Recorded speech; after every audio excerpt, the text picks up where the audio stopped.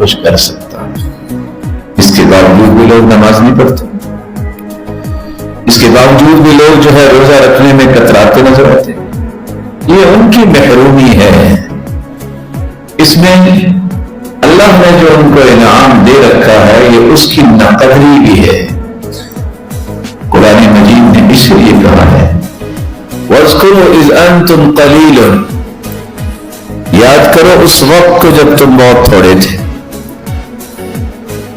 اللہ ذو جلال نے ساتھ یہ فرمایا کہ مستضعف، تم کمزور تھے.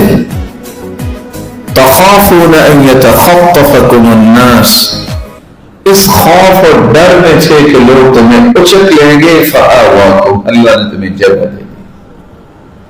وأيدكم بنصره، اور اللہ جلال نے صرف جگہ ہی نہیں دی، اس کو آباد کرنے، اس کی حفاظت کرنے کی مدد بھی کی، تمہیں طاقت سے بھی نوازا. وَرَزَقَكُم مِّنَ الطَّيِّبَاتِ لَعَلَّكُمْ تَشْكُرُونَ، اور دسیوں اور سینکڑوں نعمتوں سے بھی نوازا تھا کہ تم شکر گزاری کرو. مغرب کی آزادی اور اسلام کی آزادی میں یہ فرق ہے. مغرب کے یہاں آزادی کا مفہوم یہ ہے کہ ایک انسان بغیر کسی اصول اور ضابطے کے جو چاہے اعتقاد رکھے، جو چاہے عمل کرے، اس سے کوئی پوچھے گا نہیں. خیر چونکہ وہ نان بلیورز ہیں، بلیورز کا تو یہ آزادی کا مفہوم نہیں. اس لیے مغرب سے یہ فکر آئی ہے کہ میں جو چاہوں اپنا عقیدہ بناؤں، جو چاہوں اپنا نظریہ بناؤں. یہ اسلام کا نظریہ نہیں. اسلام کا تو معنی یہ ہے اذ قال له ربه اسلم قال اسلمت لرب العالمین. ابراہیم علیہ السلام کو اللہ نے فرمایا کہ مطیع ہو جاؤ، انہوں نے کہا میں مطیع ہو گیا. یہ ہے مسلمانوں کا رویہ کہ اللہ کے مطیع بن کے اس کے رسول کے محب اور مطیع اور متبع بن کے زندگی گزارنا، اور اس زندگی میں کوئی رکاوٹ نہ ہونا، یہ آزادی. یہی وجہ ہے کہ آج مغرب سے متاثر ہو کر وہ دانشگاہیں جہاں علم اور فن اور دانش اور معرفت دی جاتی ہے، کالجز اور یونیورسٹیز، وہاں کچھ لوگ متاثر ہوتے ہیں مغرب سے، کہتے ہیں میں اپنے ڈیسیژنز خود لیتا ہوں، اس لیے میں نہیں مانتا نعوذ باللہ کو رب ہے. یہ مسلمانوں کی آزادی، کافروں کی آزادی. ملحدین، دہریے، اللہ جلال کی ذات کا انکار کرنے والے، اس کی صفات کا انکار کرنے والے، آزادی کا یہ مفہوم انہوں نے کافروں سے لیا ہے. مسلمانوں کے ہاں یہ آزادی کا مفہوم ہے. اسلام نے کچھ مدارج طے کیے ہیں کہ روئے زمین پہ جتنے انسان ہیں، اگر یہ سارے کے سارے صحابہ بن جائے تو کسی ایک نبی کی شان کو نہیں پہنچ سکتے. حالانکہ صحابہ 1,44,000 تھے. اسی طرح اگر یہ سارے کے سارے اگر تابعی بن جائے تو کسی ایک صحابی کی شان کو نہیں پہنچ سکتے. اسی طرح یہ سارے کے سارے لوگ تبع تابعی بن جائے تو ایک تابعی کی شان کو نہیں پہنچ سکتے. یہ مدارج اللہ کے رسول نے طے کیے. خیر القرون قرنی ثم الذین یلونہم ثم الذین یلونہم. لوگوں سب سے بہترین ہوئے زمین پہ وہ لوگ ہیں جن کو صحابہ. اسی طرح یہ سارے کے سارے لوگ تبع تابعی بن جائے تو ایک تابعی کی شان کو نہیں پہنچ سکتے. یہ مدارج اللہ کے رسول نے طے کیے. خیر القرون قرنی ثم الذین یلونہم ثم الذین یلونہم. لوگوں سب سے بہترین ہوئے زمین پہ وہ لوگ ہیں جن کو صحابہ کہا جاتا، پھر تابعین، پھر تبع تابعین. تعجب کی بات تو یہ ہے کہ 950 سال کوئی عبادت اور ریاضت میں لگا دے اس ایک گھڑی کا مقابلہ ایمان اور اجر کے اعتبار سے نہیں ہو سکتا جو کسی بھی صحابی نے اللہ کے رسول کے ساتھ گزاری۔ مغرب کیا کہتا ہے؟ اس کے نزدیک دنیا جہان کا نیک اور دنیا جہان کا بدبخت اور خبیث دونوں برابر ہیں۔ یہ آزادی کا مفہوم ان کے نزدیک ہے، اسلام کے ہاں آزادی کا مفہوم اسلام کے ہاں یہ ہے کہ اصل ترقی یہ ہے کہ انسان اللہ جلال کی عبادت میں خلل نہ آنے دے اور تجارت کرے، بزنس کرے، دنیا کے تمام شعبے اختیار کرے۔ صحابہ نے بزنس بھی کیا، صحابہ کرام نے جہاد بھی کیا، حکومتیں بھی کی، سیاست بھی کی، لیکن باٹم لائن جو ہے دین میں خلل نہیں آنے دی۔ صف اول کے تاجر تھے عبد الرحمن بن عوف رضی اللہ تعالی عنہ، لیکن صف اول کے نمازی بھی تھے۔ صحیح بخاری کی روایت بتاتی ہے جب سیدنا عمر رضی اللہ تعالی عنہ پر حملہ ہوا، وہ فجر کی نماز پڑھا رہے تھے، سورۃ یوسف کی تلاوت کر رہے تھے، جب ابو لؤلؤ مجوسی نے خنجر کا وار کیا وہ گر گئے۔ اس نماز کو مکمل کرنے کے لیے پچھلی صف سے جو آگے آئے ہیں وہ عبد الرحمن بن عوف سے جو بالکل ان کے پیچھے کھڑے تھے اور نماز فجر کی تھی۔ آج یہ سننے کو ملتا ہے بس آفیسز میں آخر وقت دینا ہوتا ہے، تھکاوٹ ہوتی ہے، بس جی صبح کی نماز تو کچھ 6-7 بجے پڑھ ہی لیتے۔ مغرب کا ترقی کا مفہوم یہ ہے کہ حلال و حرام کی تمیز رہے نہ رہے، تمہاری عزت کار ہوتی ہے تو ہو جائے، تمہیں پیسہ چاہیے، کوٹھی چاہیے اور گاڑی چاہیے، اس سے کوئی غرض نہیں ہے کہ دین بچے یا نہ بچے اور عزت بچے نہ بچے۔ یہ مغرب کے ہم مفہوم ہے، اسلام کے ہیں مفہوم۔ جب تک ان بنیادوں کو آپ نہیں سمجھیں گے آپ ہمیشہ اپنے آپ کو کسی فتنے کا شکار کر بیٹھیں گے۔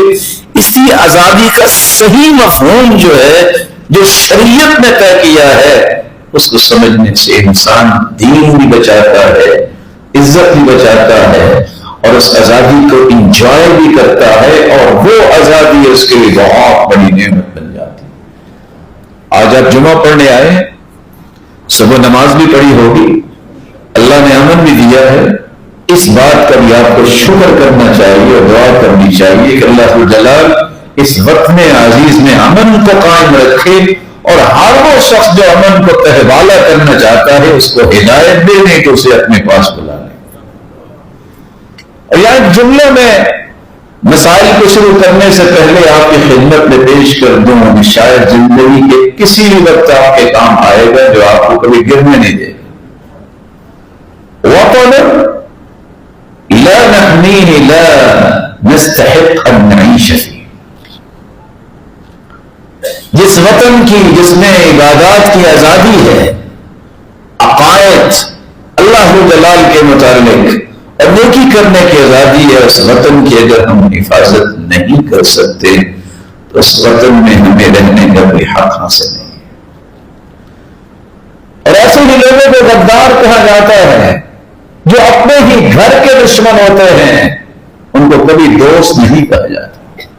اس لیے اللہ جلال سے دعا کیجیے کہ اللہ جلال ہر قسم کے فتنے باز اور ہر قسم کے فسادیوں لا نحميه لا نستحق ان نعيش فيه،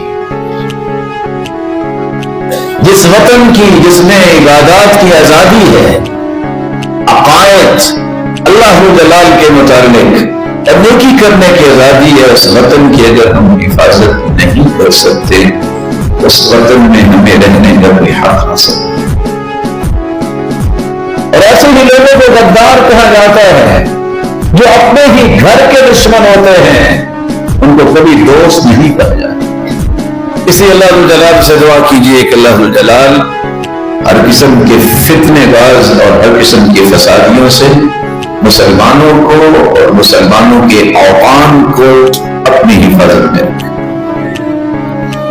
رسول اکرم صلی اللہ علیہ وآلہ وسلم پر قرآن نازل ہوتا ہے اور آزادی کی اہمیت کو واضح کرتا ہے۔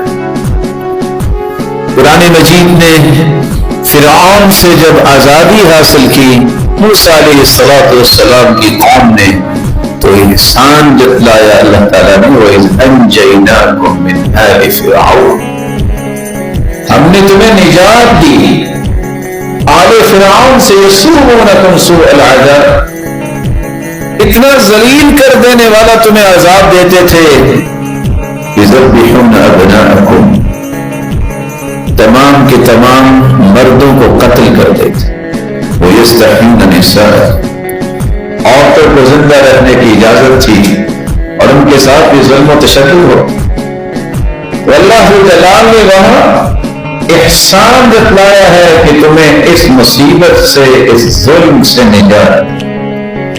رسول اکرم صلی اللہ علیہ وآلہ وسلم نے آزادی کی اہمیت کو واضح کرنے کے لیے یہ فرمان جاری کیا، صحیح بخاری اور مسلم کی روایت ہے، ایما رجل اعتق امرأ مسلما استنقذ اللہ بكل عضو منه عظما منه من النار، جو بھی کوئی شخص کسی غلام کو آزاد کرے گا، اللہ جلال اس کے ایک ایک عضو کو جہنم سے آزاد۔ آج مغرب زدہ اور مغرب سے متاثر ہونے والے اسلام پہ اعتراض کرتے ہیں کہ اسلام کے اندر غلامی کا تصور کیوں؟ اسلام نے غلامی کا جو تصور دیا یہ احسان کیا، اس وقت کیسے بنا؟ قتل نہیں کیا، غلام بنا لیا، زندہ رہنے کی گنجائش دی ہے، بات بات پہ ان کو پھر آزاد کرنے کے طریقے بتائے ہیں۔ شریعت اسلامی نے اس بات کا حکم دیا کہ اگر کسی نے جان بوجھ کے نہیں، غلطی سے کوئی قتل ہو جائے تو اس کی دیت کیا ہے؟ وَمَا كَانَ لِمُؤْمِنٍ أَن يَقْتُلَ مُؤْمِنًا إِلَّا خَطَأً وَمَنْ قَتَلَ مُؤْمِنًا خَطَأً فَتَحْرِيرُ رَقَبَةٍ، قتل ہو گیا ہے تو دیت کیا ہے؟ غلام آزاد کرو، وَدِيَةٌ مُسَلَّمَةٌ إِلَىٰ أَهْلِهِ، اور ساتھ غلام آزاد ہے اور ساتھ اس کی دیت بھی ہے، اکیلی دیت بھی ہو سکتی تھی لیکن ساتھ ساتھ انسانوں کو سروائیو کرنے کا موقع دیا۔ شریعت نے اس بات کا بھی حکم دیا اگر کسی شخص سے یہ غلطی سرزد ہو کہ اس نے قسم اٹھائی ہے، جھوٹی قسم اٹھا لی، تو اسے کیا کرنا ہے؟ اسے 3 کام کرنے ہیں بطور کفارہ۔ فَكَفَّارَتُهُ إِطْعَامُ 10 مَسَاكِينَ مِنْ أَوْسَطِ مَا تُطْعِمُونَ أَهْلِيكُمْ أَوْ كِسْوَتُهُمْ أَوْ تَحْرِيرُ رَقَبَةٍ، 10 مسکینوں کو کھانا کھلا دے یا لباس پہنا دے یا گردن آزاد کر دے، اس کی قسم کا کفارہ ہو جائے، غلام یہاں بھی آزاد کروا۔ شریعت نے ایک تیسری بات